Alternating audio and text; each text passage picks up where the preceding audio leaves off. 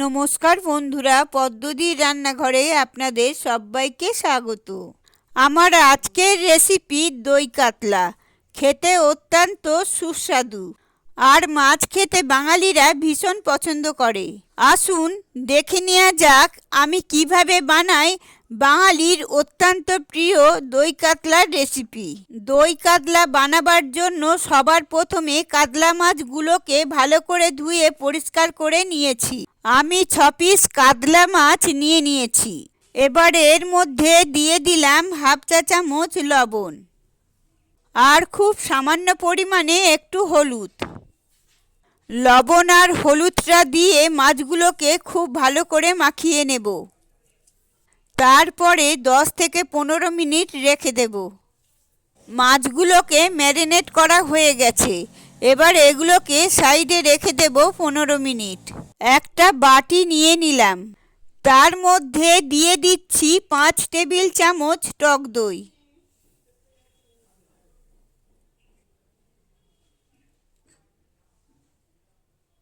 দইয়ের মধ্যে দিয়ে দিচ্ছি 1 চা চামচ জিরের গুঁড়ো, 1 চা চামচের একটু বেশি লাল লঙ্কার গুঁড়ো, দিয়ে দিচ্ছি হাফ চা চামচ লবণ। লবণটা আপনারা আপনাদের স্বাদ অনুযায়ী ব্যবহার করবেন। আর দিয়ে দিচ্ছি 1 চা চামচ চিনি। সমস্ত কিছু দিয়ে দইটাকে খুব ভালো করে ফেটিয়ে নেব। হলুদ আমি এর মধ্যে ব্যবহার করছি না। আপনারা চাইলে অবশ্যই সামান্য পরিমাণে একটু হলুদ ব্যবহার করতে পারেন। দিয়ে দিলাম 2 টেবিল চামচ জল। জলটাকে দিয়ে আরও একবার ফেটিয়ে নিয়ে দইটাকে সাইডে রেখে দেব।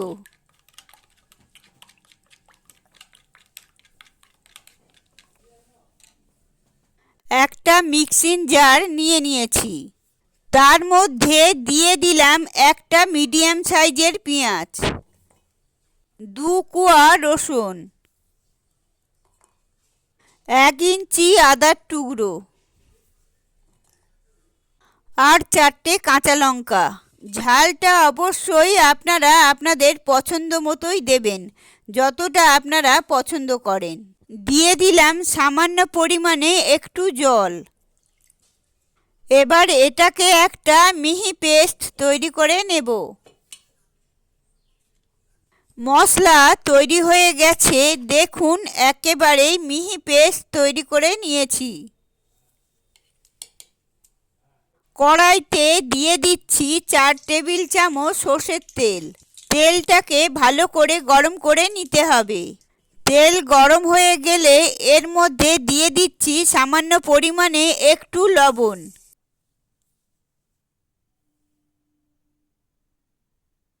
এবার কড়াইতে একটা একটা করে মাছ দিয়ে দেব।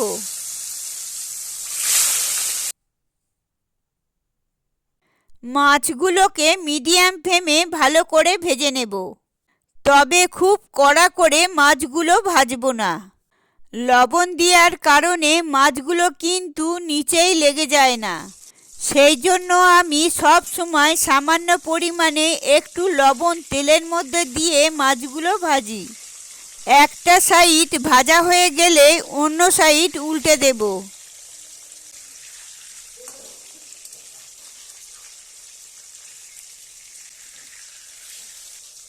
মাছ ভাজা হয়ে গেছে। এবার ভেজে নেওয়া মাছগুলোকে একটা প্লেটের মধ্যে তুলে রেখে দেব।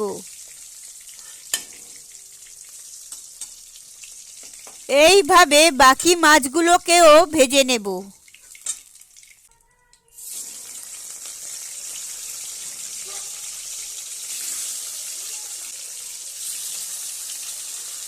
সমস্ত মাছ ভেজে তুলে রেখে দিয়েছি।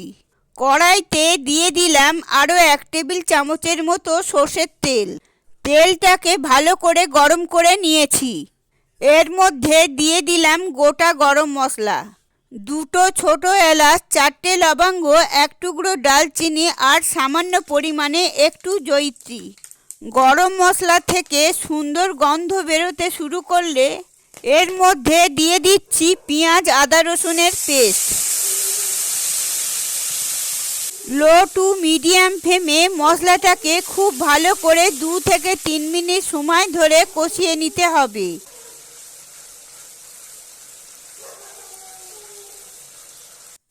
মশলা থেকে ধীরে ধীরে তেল বেরোতে শুরু করে দিয়েছে। দিয়ে দিলাম খুব সামান্য পরিমাণে একটু জল। 1 থেকে 2 টেবিল চামচ জল দিয়ে মশলাটাকে আরও একবার একটু নাড়াচাড়া করে ঢাকা দিয়ে 1 থেকে 1.5 মিনিট সময় ধরে লো ফ্লেমে একটু মশলাটাকে কষতে দেব। 1.5 মিনিট পর ঢাকা খুলে মশলাটাকে একটু নাড়াচাড়া করে নেব।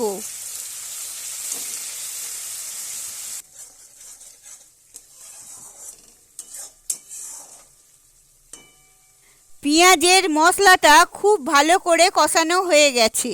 এবার এর মধ্যে দিয়ে দিচ্ছি দইয়ের মিশ্রণ। ফ্লেমটাকে একেবারে লোতে রেখেছি।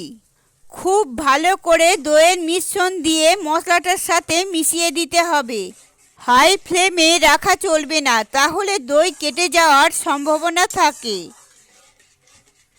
1 থেকে 1.5 মিনিট কষিয়ে নেওয়ার পর দিয়ে দিলাম ভেজে রাখা মাছ।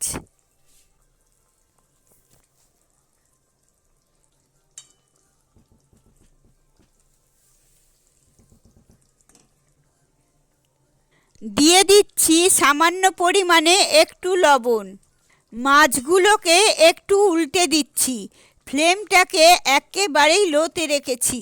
হাই ফ্লেমে এই রান্নাটা করা চলবে না, তাহলে দইটা কেটে যাওয়ার সম্ভাবনা থাকে। আর বেশিক্ষণ ধরে দই দেওয়ার পর কিন্তু রান্নাটা করব না। লো টু মিডিয়াম ফ্লেমে ঢাকা দিয়ে 2 থেকে 3 মিনিট একটু ফুটিয়ে নেব। 2 মিনিট পর ঢাকা খুলে মাছগুলোকে একটু উল্টে পাল্টে দিচ্ছি। দই কাতলা মোটামুটি হয়ে গেছে।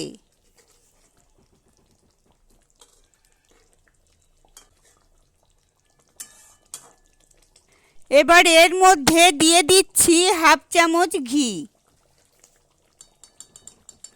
আর 1/2 চামচ গরম মশলা। ঘি আর গরম মশলাটাকে ভালো করে মিশিয়ে দিচ্ছি।